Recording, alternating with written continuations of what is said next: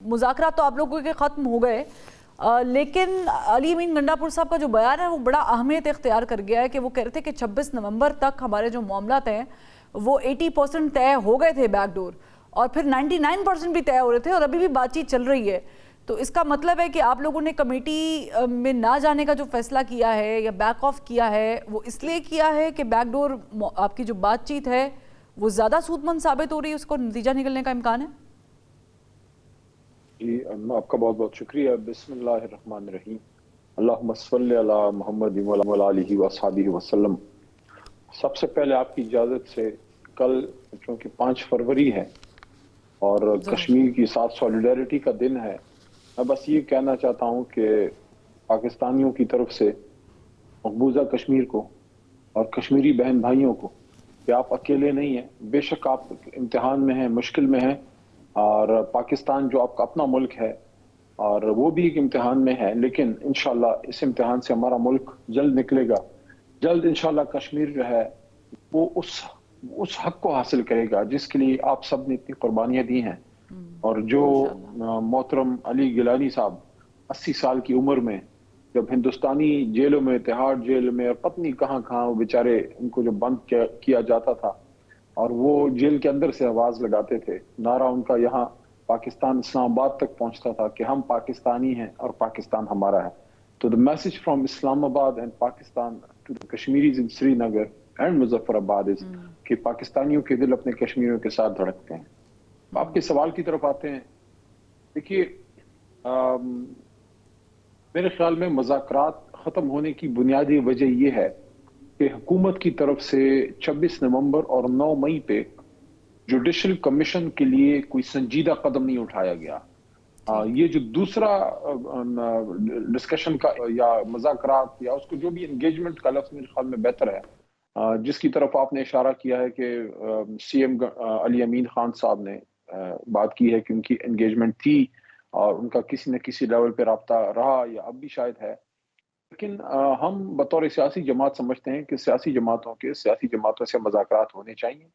اسی لیے جناب عمران خان صاحب نے مذاکراتی کمیٹی بنائی اور اس لیے ان کو اختیار دیا کہ آپ ڈسکشن میں جائیے۔ اگر حکومت آج بھی جوڈیشل کمیشن بنانے کا اعلان کر دے،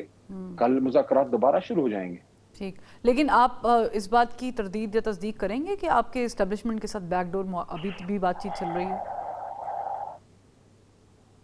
دیکھیں، میں کسی ایسے ڈائلاگ کا حصہ تو ابھی تک نہیں رہا،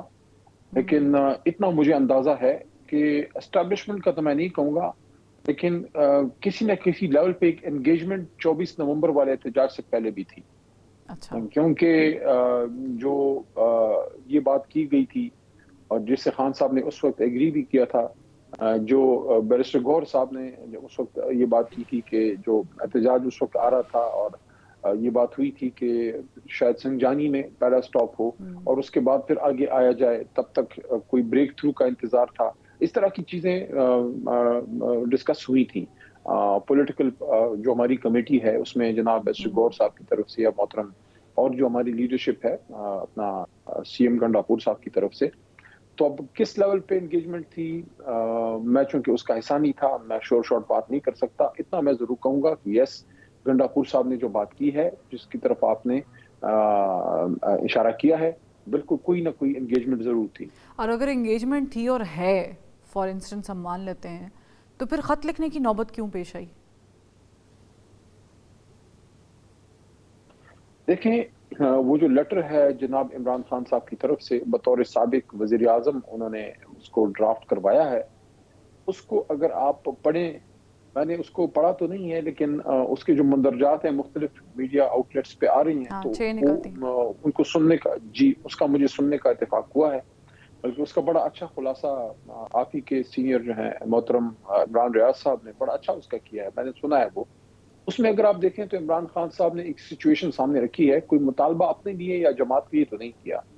اس میں ایشوز سامنے رکھے ہیں کہ یہ ایشوز اس وقت اب آگے ہیں ملک کے سامنے، جس میں اسٹیبلشمنٹ کا بھی ایک رول ہے جن کو اس کو ٹھیک کرنا چاہیے، اور آخر میں جو انہوں نے بات کی ہے وہ 100 باتوں کی ایک بات ہے جو عمران خان صاحب نے کہا ہے کہ ملک بھی میرا ہے اور فوج بھی میری ہے، اور میں یہ سمجھتا ہوں خان صاحب نے کوٹ ان کوٹ کہ فوج میں، اداروں میں، اسٹیبلشمنٹ میں، عوام میں کوئی فاصلہ نہیں ہونا چاہیے، کیونکہ ہم ملک کا دفاع تبھی مضبوط کر سکتے ہیں اور دہشت گردوں کو تب ہی ہم نیست و نابود کر سکتے ہیں جب ہمارے ادارے، ہماری فوج، ہماری عوام ایک پیج پہ ہوں۔ بیچ میں اگر کوئی مس انڈرسٹینڈنگز ہیں اس کو دور کریں۔ خان صاحب کی لیٹر کا تو یہی جسٹ ہے، یہ تو ساری پازیٹیو باتیں ہیں، اس میں تو نہ کسی پہ الزام ہے اور نہ اس میں کوئی ایسی بات ہے کہ وہ کوئی ڈیل چاہتے ہیں یا کوئی اپنے لیے کوئی سافٹ کارنر ڈھونڈ رہے ہیں، بلکہ انہوں نے بطور قوم کے بڑے کے ایک سابق وزیر اعظم کے لیکن خان صاحب جب آپ یہ بیانیاں بناتے ہیں کہ ہم جمہوری قوتوں کے ساتھ بیٹھ کے بات کریں گے اور آپ کوشش بھی کرتے ہیں اور آپ سمجھتے ہیں کہ جمہوریت ہونی بھی چاہیے، تو پھر ایسے میں آرمی چیف کو سپہ سالار کو خط لکھنے کا مقصد کلیریفائڈ نہ ہونا، اور پھر اس سچویشن میں تو پھر بہت سارے سوال اٹھتے ہیں کہ آپ تو وہ تو اے پولیٹیکل ہیں، وہ تو بات نہیں کرنا چاہتے، اس لیے تو گورنمنٹ نے اپنی کمیٹی بنائی تھی اور آپ کو کمیٹی میں بات کرنی چاہیے تھی۔ تو آپ نہیں سمجھتے کہ بطور ایک سیاسی جماعت، ایک جمہوریت کے اندر آپ کبھی بھی اسٹیبلشمنٹ سے، فوج سے بات نہیں کرتے؟ جہاں تک وہ جو لیٹر کی بات ہے جو محترم عمران خان صاحب نے آرمی چیف صاحب کو لکھا ہے، میرے خیال میں ہمارے لیے مسئلہ تب بنتا، خدا نخواستہ اگر وہ ہندوستانی آرمی چیف کو لکھتے، اپنا آرمی چیف ہے، اپنے ملک کا آرمی چیف ہے، تو اس کو اگر انہوں نے ایک چیز لکھ دی ہے ایک بطور سابق وزیر اعظم کے، کیونکہ جب آپ اتنے ہائی پروفائل پوزیشن پہ ہوتے ہیں بہت سی چیزیں آپ کے سامنے آتی ہیں اور ان کو جو صحیح لگا ہے کہ ملک کو آگے کیسے لے کے جانا ہے، اس پہ جناب عمران خان صاحب نے اپنی طرف سے ایک بات کی ہے۔ باقی جہاں تک انگیجمنٹ کی بات ہے، میں تو شروع سے میرا موقف یہی ہے اور ہماری جماعت نے اس کی کوشش بھی کی ہے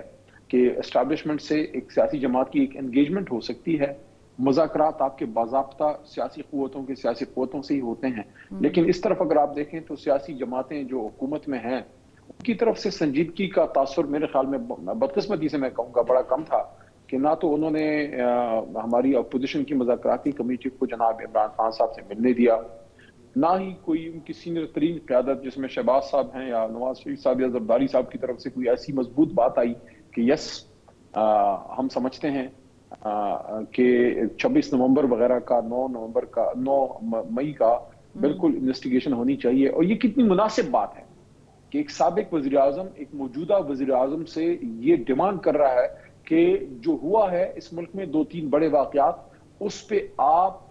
ایک امپارشل جوڈیشل کمیشن بنائیں۔ اس سے زیادہ کانسٹیٹیوشنل بات، اس سے زیادہ آئینی بات ہو نہیں سکتی۔ اب اس پہ اگر حکومت ٹس سے مس نہیں ہو رہی تو آپ مجھے بتائیں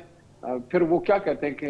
لیکن پرابلم یہاں پہ تب پیدا ہوتی ہے نا خان صاحب جب آپ لوگ زمین ہل گئی لیکن گل محمد نہیں ہلا، تو مطلب ہے کہ زمین ہل رہی ہے لیکن شہباز صاحب جو ہیں ٹائی لگا کے سوٹ پا کے بس وہ بیٹھے ہیں۔ خان صاحب جان دے انہوں نے تانوں دوبارہ بھی بلان دی کوشش کی تھی، ہن تہاڈا موڈ نہیں بن رہا، ایک الگ گل